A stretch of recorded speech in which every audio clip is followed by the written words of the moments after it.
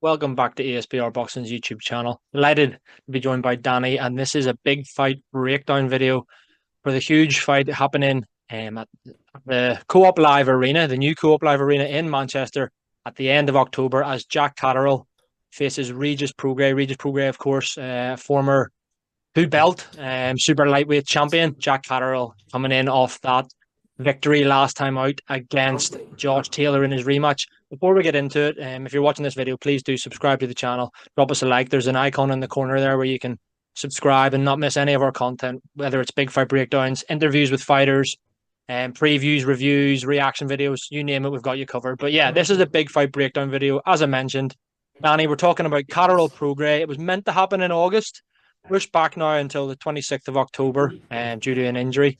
But yeah, you excited for this fight? And yeah, after you tell me how excited you are for the fight, we may as well get straight into it. And I want you to tell me whether or not you think Jack Catterall is the best 140-pound fighter in the world. Yeah, Paul, good to speak to you, mate. Really looking forward to the fight. We've been starved a wee bit on UK shores of good, high level, world level fights really all year. Sort of byproduct of the big fights we're seeing in Saudi Arabia. So really looking forward to this one. It's a really interesting one. You talk on Jack Catterall being the best fighter at 140 pounds. I'm not so sure. It's a really wide open division. I think you can make a case for quite a few fighters, a lot of moving parts. Jack Catterall, in many people's eyes, should be an undefeated fighter. We don't need to go over the first fight with Josh Taylor. Righted that wrong, as he will say it earlier this year. So you can make as good a case for him potentially as anyone. Liam Parrow's got a very good shout to being the best fighter at that weight. Went in there against Sabriel Matias as a big underdog, boogeyman of the division. No one wanted to fight him in Matias' back garden in Puerto Rico, and beat him in really good fashion. Actually, it was all I certainly wasn't expecting. Didn't see many people picking it. We've got Devin Haney. He's a really tricky one at the minute.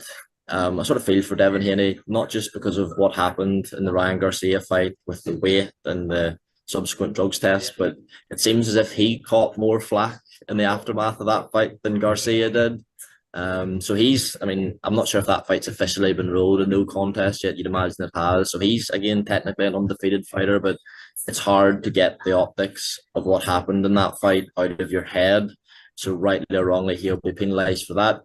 With Teofimo Lopez, not lost at 140, but had some pretty flat performances. Jermaine Ortiz, I thought he was fortunate against him, even against Steve Claggett in a fight that he was meant to look good in. It was a style people thought he looked good in, and yes, he beat Claggett in a very one-sided fight, but it didn't stop him, didn't come close to stopping him, and some people underwhelmed there. So it's hard to nail down a concrete number one in the division. Again, you've got the likes of Richardson Hitchens. I think Keyshawn Davis is fighting next against that Lemos, who give Hitchens a really good fight. So you've got some good fighters coming through as well. So now the division's wide open at the minute for sure.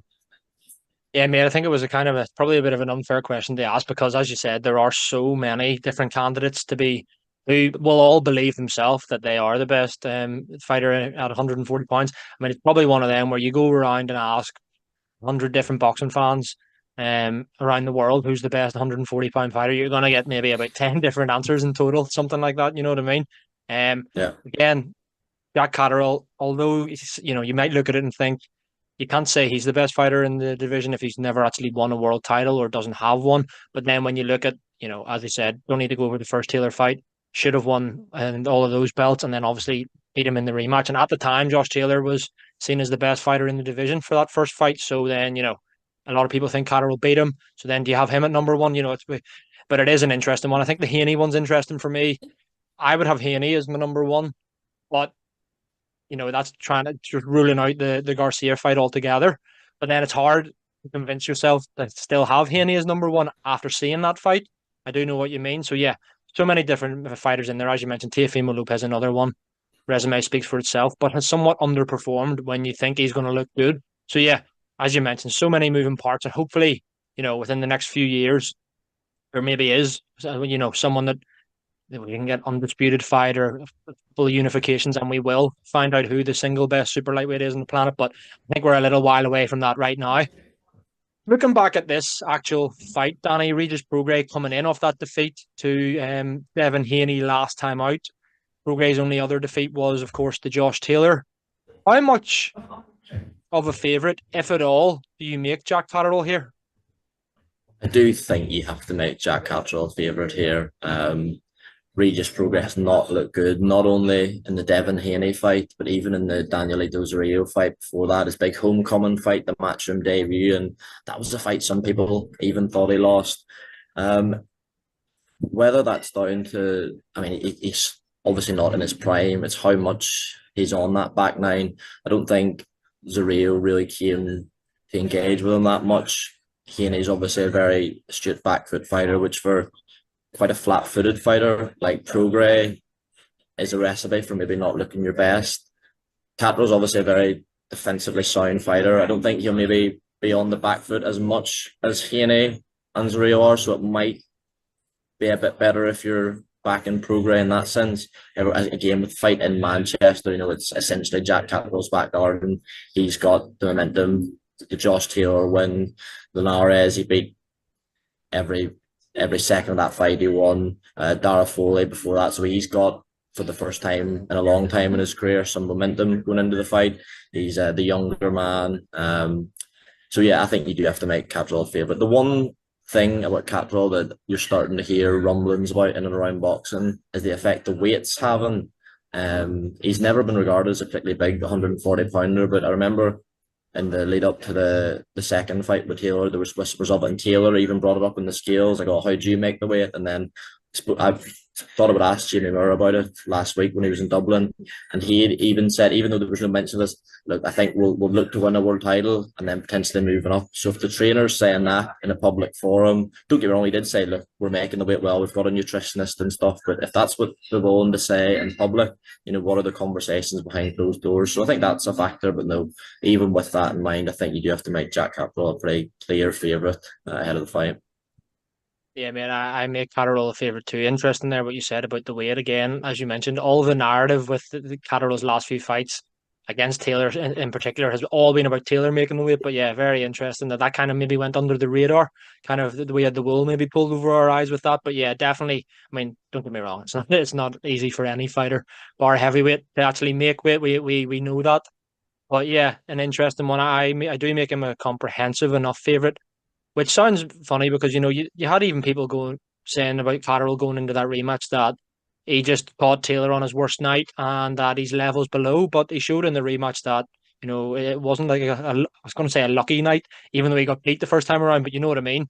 Um, he he's clearly one of the best fighters in the division. I do make him a favorite because timing's everything in boxing. How many times do you see fighters just, whether or not they're, as you said, to use your phrase, on the back nine, just how far down the back nine are they? And yeah, I think that's the case with Prograis. No doubt that he's past his best, as you would expect when you've been making super lightweight your whole life and you're 35 now. So yeah, I do make Catterall a favorite, but it's not one where I'm sitting going with 100% he wins this fight, blah blah blah. Like Prograis, it's like a gimme fight or whatever. I don't think that's the case, obviously. That would be just disrespectful to Prograis. But yeah, you've got to make Elgato favorite here. We kind of mentioned there about Prograis being past his best, mate. As I said, he's 35, closer to 40 now than he is 30. You do find that unless it's heavyweights, sometimes fighters don't really go on for much longer than their mid 30s. There are a few anomalies, of course, but the general consensus is that as you're approaching 35, 36, your best days are behind you. Do you believe that is the case with Prograis? And if so, how far down the line do you think he is in his career?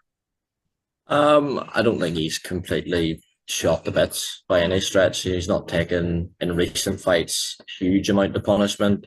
They've just been sort of tricky, awkward, difficult nights for him stylistically as well. So I think he might actually give a better performance against Catterall than he did against Haney or Zerillo, purely because I think the style, don't get me wrong, I don't think it's an amazing style for him. As I mentioned before, Catterall's still got a very good defence. He's a southpaw, which no fighter enjoys, but I do think it's better for Prograis than Haney and Zerillo. So I don't think it's the best Regis Prograis, but I don't think he's, got nothing left to offer. I think he'll still beat a lot of good fighters at that weight. I just think Catterall is one of the best fighters at the weight. He's a lot closer. I think he's probably in his prime now, and I think that will be enough on home soil to beat Regis Prograis. I know, giving my prediction away there or whatever, but I don't think I think it's still a win that Catterall deserves credit for. Should he get it? As long as if he's fighting, the ghost of Regis Prograis, someone who's been stopped multiple times in the bounce, it's not like that at all. Yeah, definitely. I think obviously don't want to no disrespect at all. Sit, it comes to every fighter. Fighters just are past their best. But I completely agree with you. It's not like we're sitting here saying, "Oh, Prograis washed" or anything. He's definitely not. I don't think that's the case. You can't say that. With someone who's only lost two fights, and one of which was against Devin Haney, who's a two-weight world champion, and one against Josh Taylor in the World Boxing Super Series final all those years ago, which was a really close fight. Remember as A lot of well. people thought he won that, yeah. Exactly, mate. Yeah, yeah, 100%. I remember watching that one, and it was very, very close. I think he was maybe unlucky that night. One of them where if it was maybe in America, he might have got the decision. It was a really nip and tuck fight. But yeah, um, I do want to before we come on to our predictions, mate, and wrap up. I want to throw a bit of a curveball at you, without going as we call it here at ESBR, going full McKendry. If Regis Prograis is to lose this fight, do you think that, regardless of the manner of defeat, um, he would still continue in his career, or do you think, because of where he's been and the heights he's reached in boxing, there'd be no point in him continuing? Depends, as you touch on, the manner of the fight, and it also depends what he wants to stay in the sport for. I mean, if he's beat here, you can sort of rule out any chance of becoming a three-time world champion.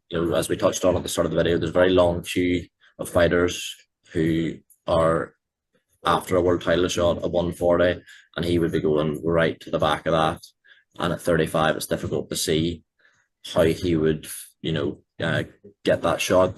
But as a former two-time world champion, if he goes in there, doesn't get stopped, even if he does get stopped, there'll always be fights there for him. There'll just be fights in the away corner as an opponent to someone like a Keyshawn Davis, to these younger fighters, say like a Shakur was the move up and have like a test in the waters fight at 140. There'll be fights where he's there to lose, and that's where you could start to see more fights that would lead you to think he should retire for the good of his health. I don't think this is that fight for him, but if he was to lose, those are the only fights that I think would be forthcoming for him. So in that sense, I don't know how much money he's made in his career, what his financial situation is. You like to think with some of the fights he's had with being a two-time world champion that he's in a position where he doesn't need to box again after this. And if he doesn't, you never want to see fighters go on too long. It's always good to retire too early than too long. And I don't think we're at the stage where Regis Prograis should retire for the good of his health, but you don't want it to even have that conversation. And when you've achieved what he has in the sport, I would like to see him, if he does lose this fight, to call it a day, I think. Interesting, mate. Very, very interesting. And I suppose, as you mentioned at the beginning of that, it does depend on the manner of the fate, I suppose, if he were to happen. Look, we're not sitting here. I was just posing that question to you. If he was to lose, of course, he'll be confident he can win. A lot of people will probably be thinking that he can win this fight as well. Do you know what I mean? A lot of people, maybe still the jury's out on Jack Catterall, and there may be question marks over how good they actually think he is. So yeah, we're just thought I'd throw that one in there because of his age, and it would be back-to-back defeats if he was to lose. But yeah, we will see, mate. We will see. Prediction time. I think I know what way you're going, and you did kind of give it away, a little earlier on the video. But tell me what happens as Jack Catterall versus Regis Prograis happens on Saturday, October 26th at the Co-op Live Arena in Manchester. How does it play out? I didn't kind of give it away. I think I completely give it away. I'm picking Jack Catterall to win the fight. I don't think he'll stop Regis Prograis.